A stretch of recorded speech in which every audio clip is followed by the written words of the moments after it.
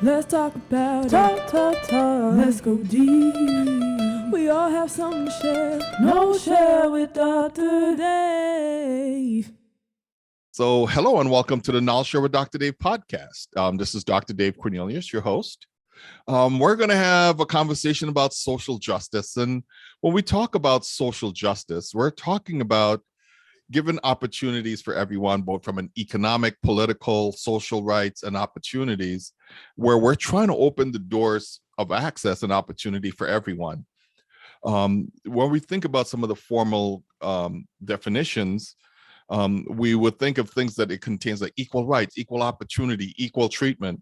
So when we talk about social justice, it just means that we want to have equal rights and equitable opportunities for all. So today, my conversation is with Mercy Geroge-Igbafe.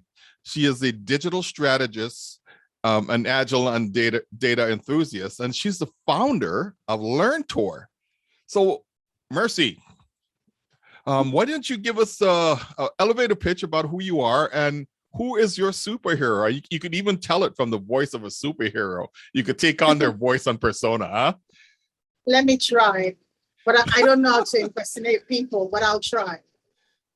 First, until I see equal opportunity for everyone across all spectrum, whether you're Black, Hispanic, your sexual orientation, no matter what it is, especially the third world country, until I see that happen, is the day that I will be fulfilled as a human being. And that's how I started LEARNTOR. LEARNTOR is built on the premise of a quote that I love so much. True greatness is not in being great, but in the ability to make others great. That's what drives me. That's my motivation. LEARNTOR focuses on training agile digital skills, train in Scrum, train in Kanban, data analytics, business analysis. And the goal is, because there aren't many opportunities, we have a lot of I-shaped employees, we don't have a lot of home-shaped that can actually swing around departments because of the skills that they have. And that's the gap LEARNTOR is trying to bridge, and to equally bring out the excellence in a lot of the Black people that do not have opportunity to learn some of the skills, although I started a bit late. But talking about social justice, it speaks to the core of who I am, not from a victim mentality, but from recognizing the opportunity that I can lean on as a business and maximize to make a difference in the world. Awesome. That's wonderful. So I wanted to just tap into about your social justice challenges that you may have faced in your community or even in your family. Okay, first, I will start with family. I've gone through quite a bit of a deal. I say life has thrown me real bitter lemons. Bitter that really spikes in your, when you take it, you scream or your jaw goes clenching. But what I've always done consistently is how I'm going to move on. Is what next? What lesson am I going to learn from the experience? My social injustice starts from my family. My father not accepting who I was in terms of, I didn't go seeking mistake. I had a child at 14. Unfortunately, I didn't go looking for it. It was as a result of sexual abuse. My daughter tells me I don't talk about it a lot. But even with that, I ended up in the police station where my dad had to take me with pregnancy and lock me up. But that's a long story. The day I'm going to tell my story, it will make a lot of people weep, because all my life experiences is what drives who I am today. So my social injustice starts from my family, especially my dad. My mom died very young. Unfortunately, when the stupid thing, the rape situation happened to me, my mother passed on.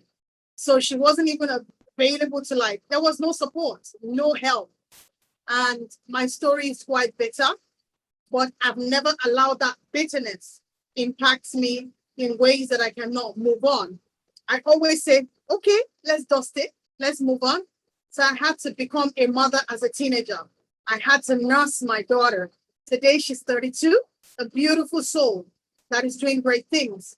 So, but let me talk in the agile space.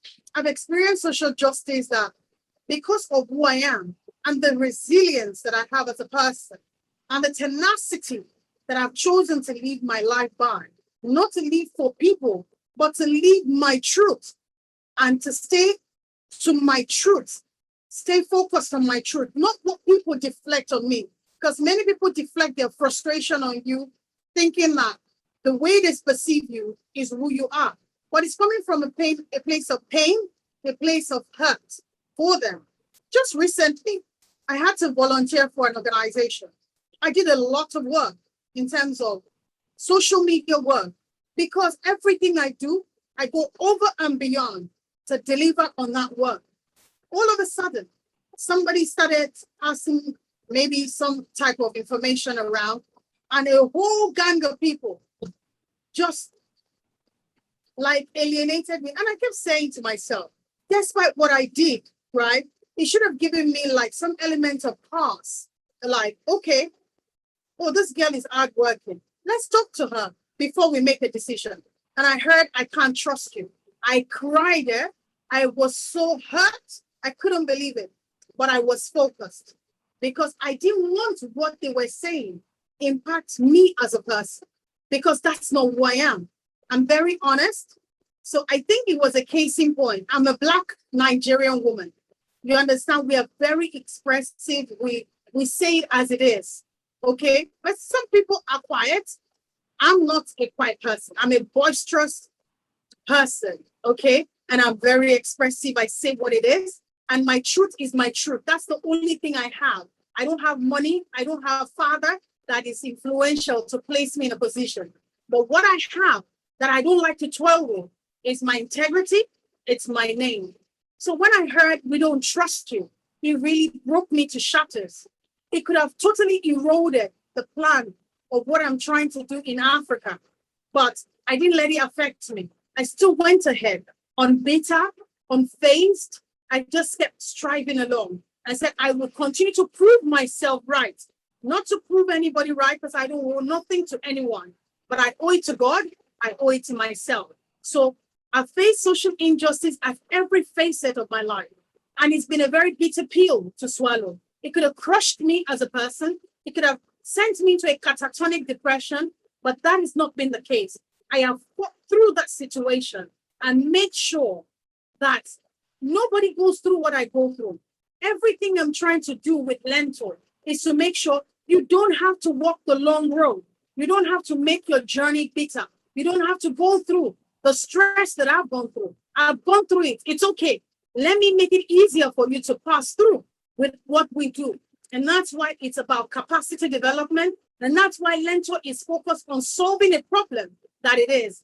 In Nigeria today, according to Nigerian Bureau of Statistics, even the World Bank says unemployment in Nigeria is at 46%. And the EAFC57 boys, that's the Economic Financial Crime Unit in Nigeria, says by 2030, many of our Nigerian youths, it says 60% precisely, will become criminals due to internet fraud. So you can see the scare. If nobody's doing something about it now, we are in a big, big problem. I know I've spoken too long. Sorry. But no, but that's okay. But, you know, as a woman of color, you know, how has, you know, these social justice challenges affected your career and even generational wealth? Okay, number one, I said there isn't a lot of generational wealth in Africa. So social injustice affecting the Black race, if you dial it back to several years, although somebody said we shouldn't say 400 years of slavery, several years of slavery, how we were invaded, literally, our culture, tradition obliterated, and people lost in the sea, and in the process, deprived the Black race education that could have changed the trajectory of our destiny and of our lives. Indeed, there are opportunities in the world. So within the Black community, first, I want to say thank you to the fact that I am on the board of Women in Agile for the diversity, equity, and inclusion, because as an organization, they've seen that it's something that is dear to the heart of the board. And we want to make sure we drive a lot of diversity, equity, and inclusion. So yes, we have been in bondage of slavery, but we are no longer in slavery. What are we doing today? So I've shared how social injustice has impacted me as recent as last year, but I have not let it faze me because this is where there's a disconnect with a Black man, okay? Yes, you're not a victim. It has happened. What do you do? Move along. How do you move along? Where are the opportunities that you need to leverage? Recently, I watched an interview of a Black man, I think in Mississippi, that went into the council meeting and it was so boisterous, it took over. He made a comment that really got me thinking, and it really, really like, wow, is this true? He said in his word, he said 85% of the population in that county were Black, meaning only 15% were white that were in control of 85%. Is that not crazy? Look at the narrative. It means that there's something wrong, and it's because of illiteracy. Many people are not literate, I beg your pardon, because of lack of knowledge. I like to quote the Bible. I'm a Christian. I'm sorry if I do this. He said, my people perish for lack of knowledge. So if there are opportunities in the world, you have to find it out. I didn't just happen to be on the Women in Agile board because somebody just said, oh, I know someone within the board. I'm grateful to Kemi Raji that said, Mercy, go and apply. I needed to prove myself that I'm worthy to be qualified. All she did was, there's an opportunity here, apply for that opportunity. Many Black people see opportunity, they don't apply for them. Number one, imposter syndrome. Number two, they're not educated. Number three, they are not equipped to take on such roles. So if people point you in the direction and say there are opportunities here, as a Black person, as it doesn't matter what your gender, your race, your ethnicity is, there are opportunities. All you need to do is learn where they are.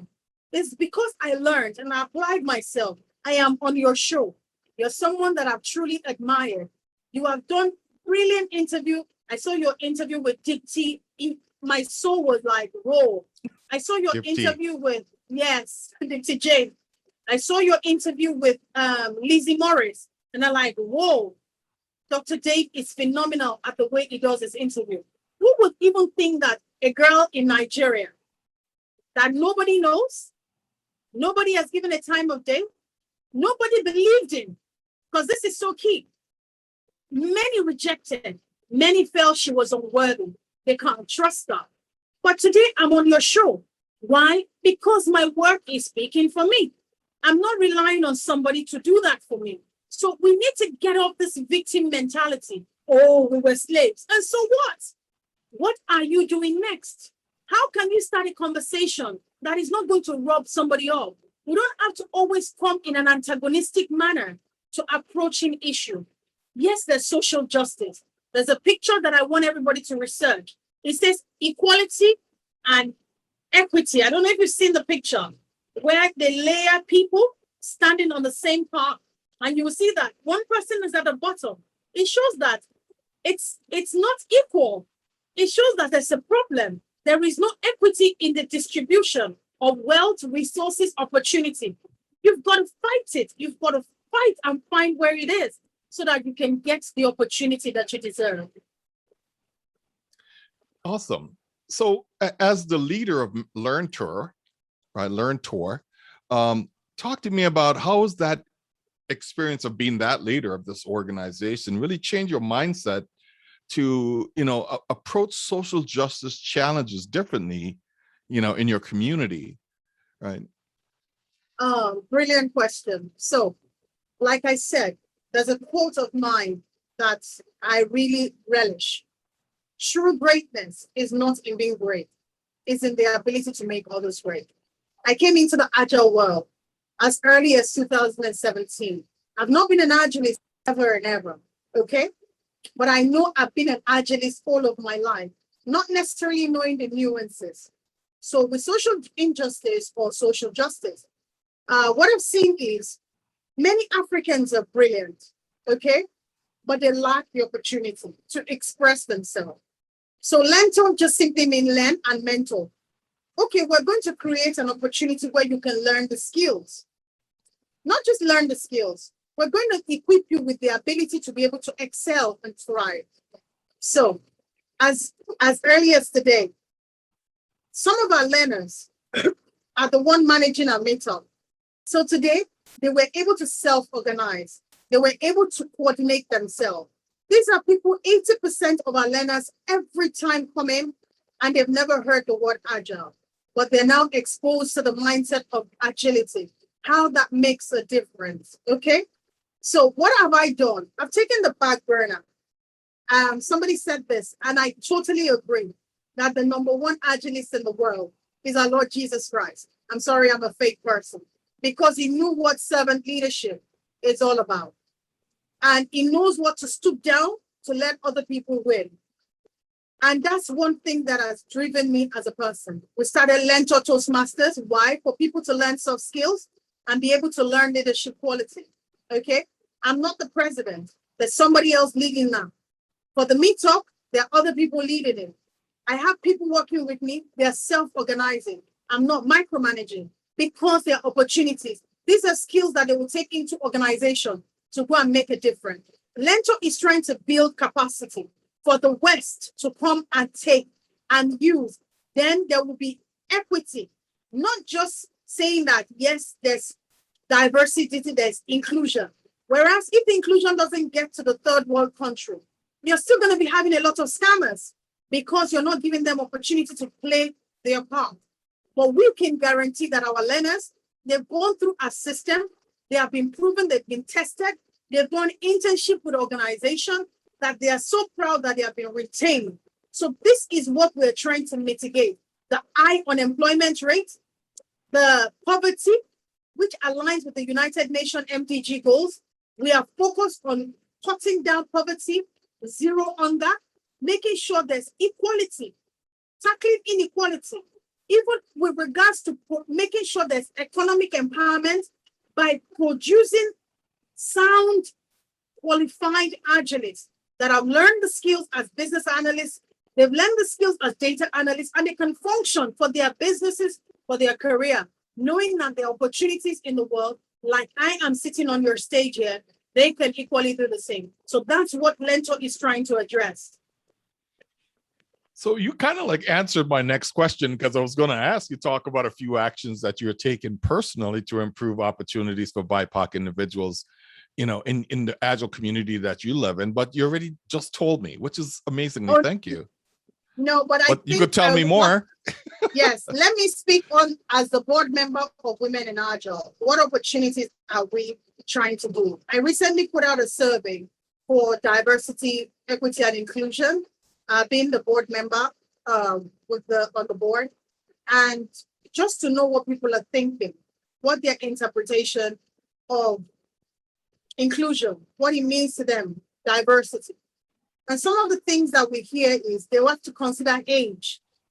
They have to consider ethnicity, race, sex, orientation, whatever it is.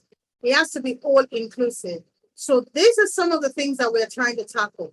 What are the actionable items that we are, Women in Agile, trying to address to create more opportunity, not just for people of the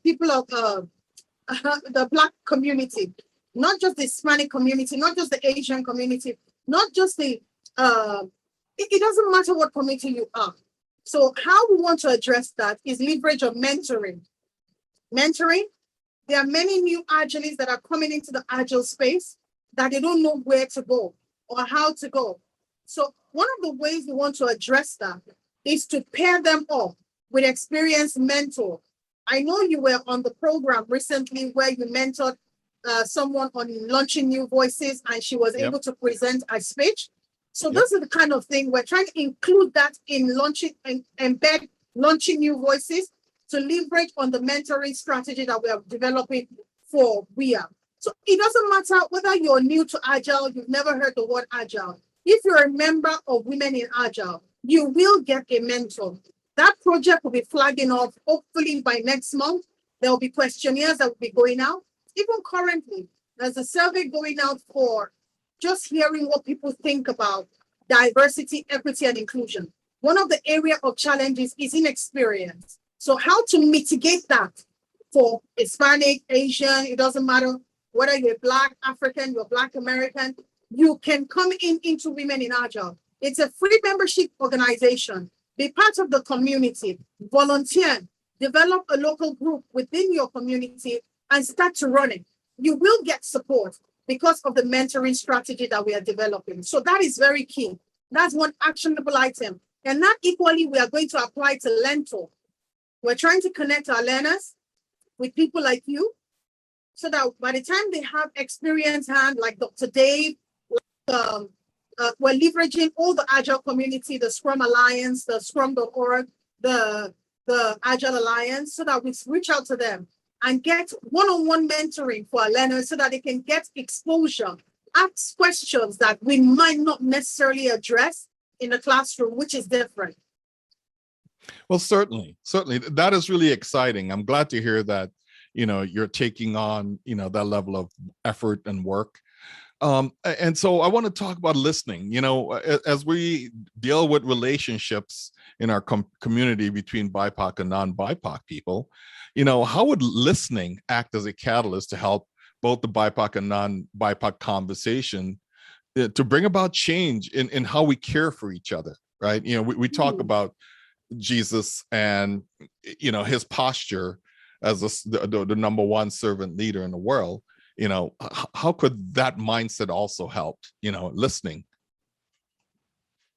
That is truly the only catalyst that can change anything. Talk communication is a game changer. And you listening to me, my struggle will change your perception. And you have to be willing to listen with an open mind. We all come in with biases as a BIPOC community or non-BIPOC community. Being exposed to slavery and knowing what people went through, or the Jewish community being exposed to the atrocities that happened to them. So talking to someone that is coming from that from that group of people, you come already with a bias. So it makes you put up a wall.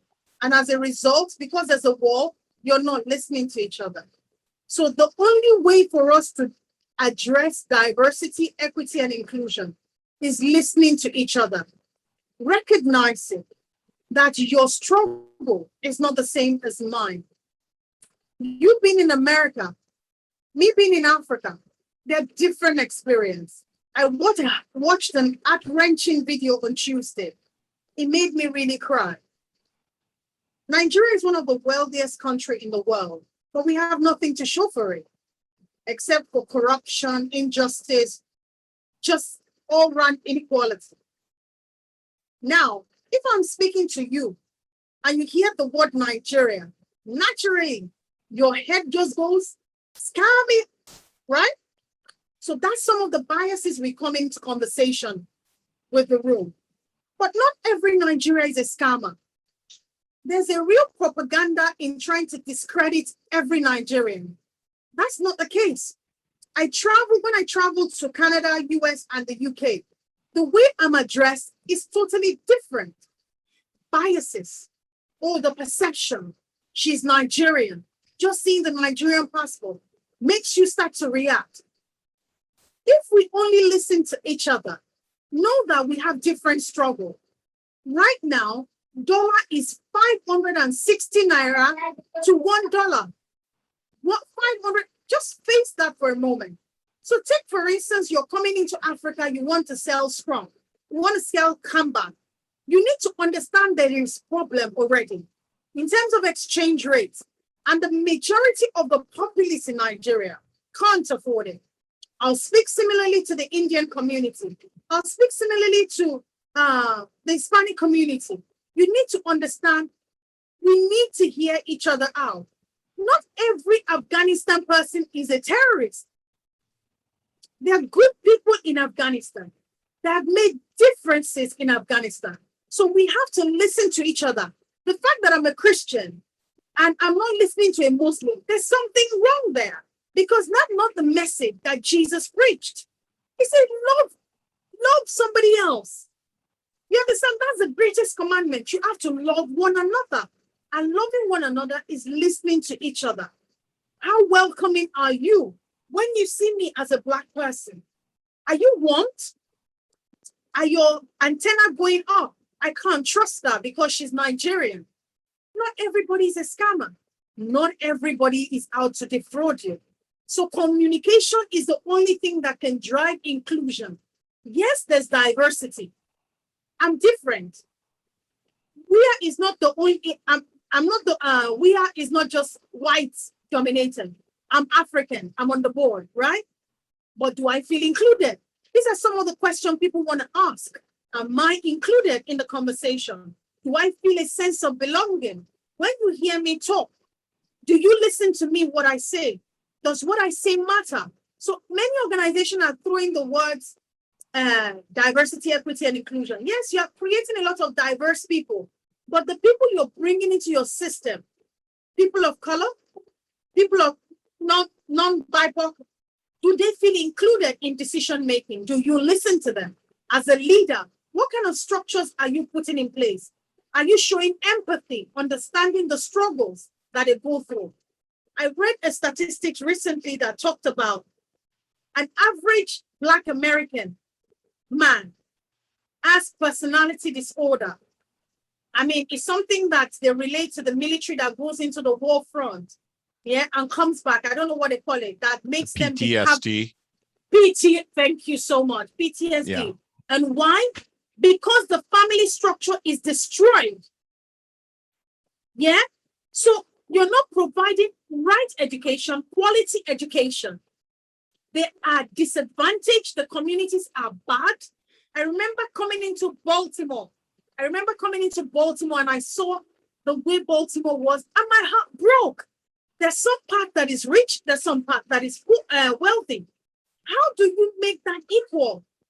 Until you walk in the shoes of people living in a crime-oriented environment, where they see their brothers gone down, where they see their sisters shot dead in front of them, and they start having PTSD, and you're not addressing the issue, then you're not listening. So these are conversations we need to have. And when we are having those conversations, come with an open mind and empathy in your heart to understand that our struggles are different, our challenges are different, and how can we listen to each other and make a difference in the world. That's excellent. So let's talk about how do we, what for you as an individual, for Mercy, you know, we're talking about what kind of significant change you would like to see to support, you know, greater integration, right, between BIPOC and non-BIPOC people in the Agile community. And I'm keeping it to the Agile community because the fact that I'm asking this question means that I am seeing that there's that great integration between us. So I wanted to know, what would be your thoughts? What ideas do you have? Okay, so one of the greatest issues that I've seen with the Black community, whether you're Black American or African American, we don't have a continuity legacy. All right? We're not as inclusive as we speak or we want to be inclusive, right? Take, for instance, this is just me just rambling, all right? I'm an Agilist. I'm at the Women in Agile on the board, and I see an opportunity that I know people in my community can benefit from, and I refuse to share it. Can you see there's a problem? Of course. I'm a Black person. I am doing great work. You know that LEARNTOR is doing great work, is worthy to be appreciated. You're a Black person. You will not comment. You will not share that same content that is impacting the world. So we have fundamental a mindset problem with the people of Black community. Now, the victim mindset is a problem. The complex issue is a problem. So these are some of the major challenges that I've seen. What would I like to see more? I want to see Dr. Dave as you've given me an opportunity, someone that you don't know, that many people never thought mattered, that many people felt that she didn't deserve a space or to be heard. But you have given me a chance. You have got to learn about me a little bit. There are many other people that will learn about me on your podcast and get to see, oh, this girl, she has substance. If you didn't create this opportunity for me, none of this will happen. So I give every Black person a challenge, even Hispanic, Asian, whatever community that you find yourself. Don't go on a journey alone. Find one person to pull along with you. Within the Agile community, are you a Black person? First, don't focus on the money. Focus on solving a problem. When you focus on solving a problem within the Black community and become some sort of leader that they can learn from, you become a solution provider. What would I like to see me do? I want to create as many opportunities for every Black person, inclusive of Nigeria. Then another thing that I'd like to see, I want to see a lot of representation. Take, for instance, women in Agile. They put out a scholarship application. Not many Black people apply. I don't understand it. There are information there, but they share the information with you. You do not apply yourself. How are you going to get into the situation or get tagged along? Dr. Dave, you've seen an opportunity for me in the US. You share it with me, and I refuse to apply myself. Do you see that there's a problem with me? So first, we need to have a introspection of, I am worthy. What people think of me don't matter. I can do all things because I am a unique person. I can add value because I am strong.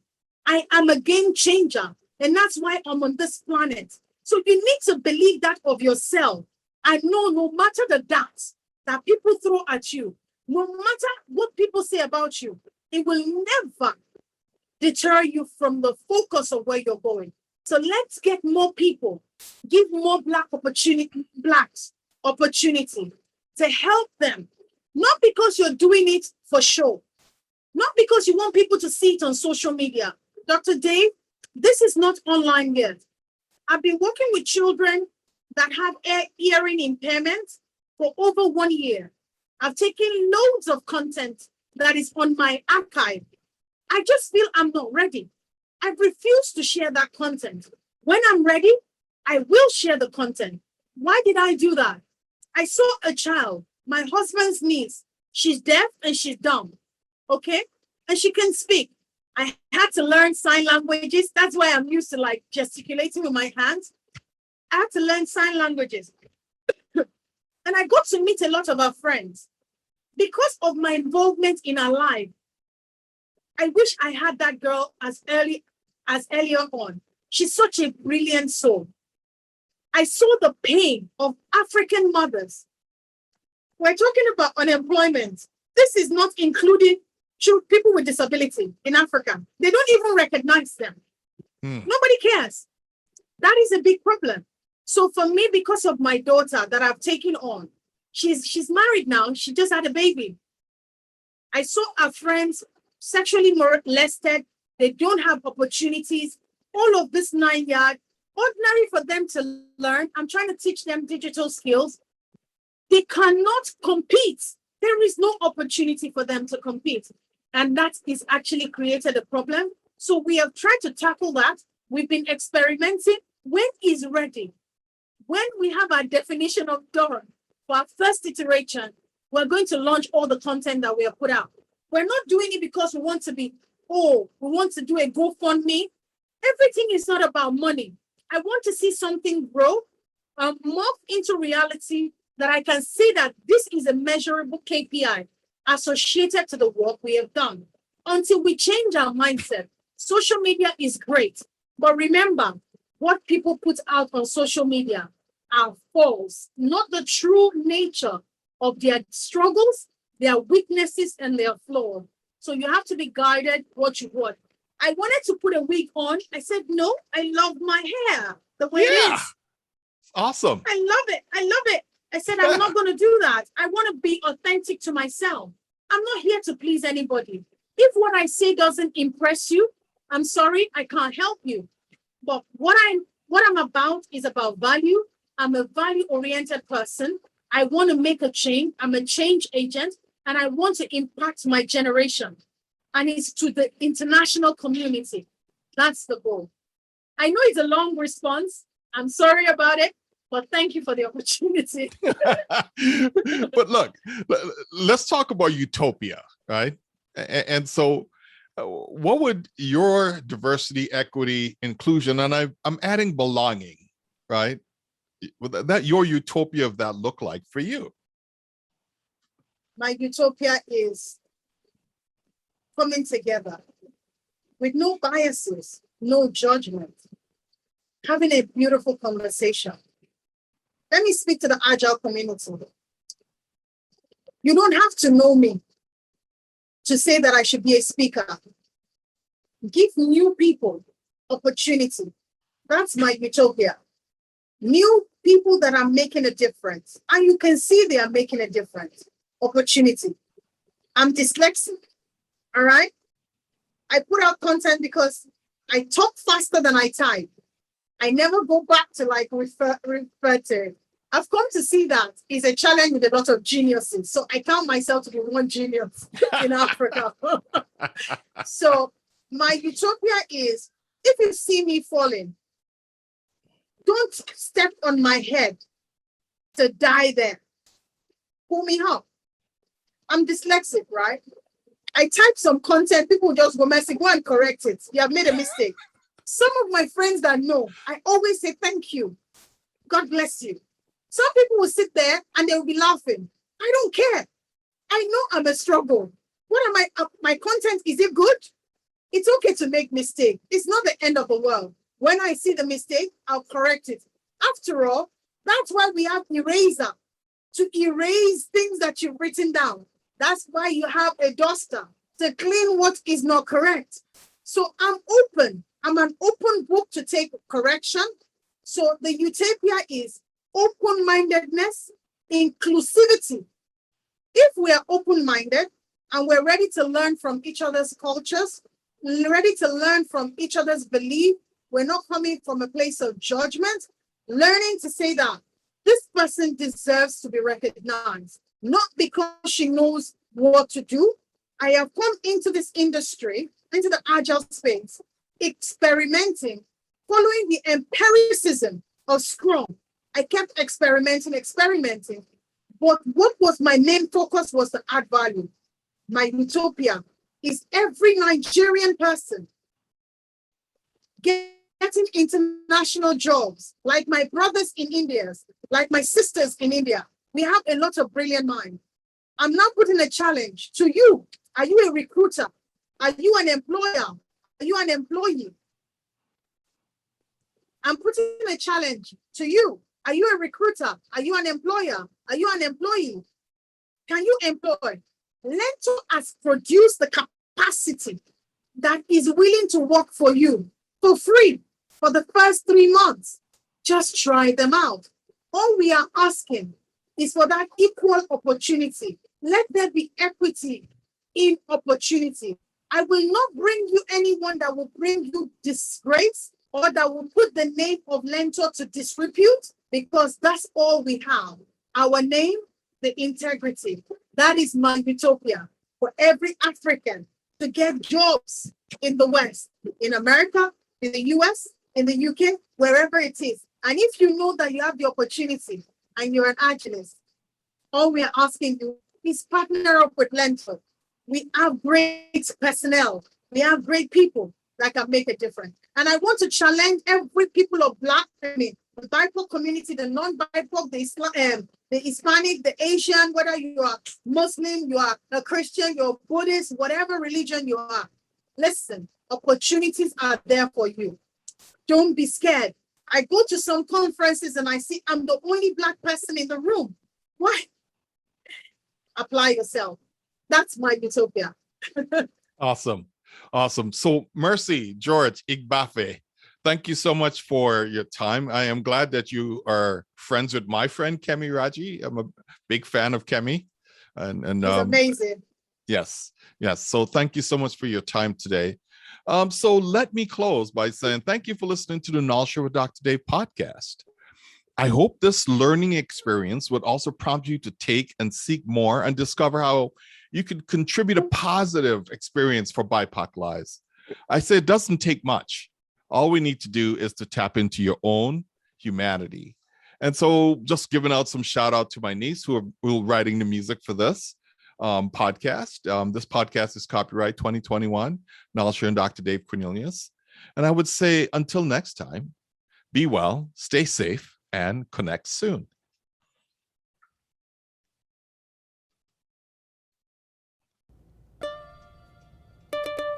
Let's talk about talk. Let's go deep. We all have something to share. No share with Dr. Dave.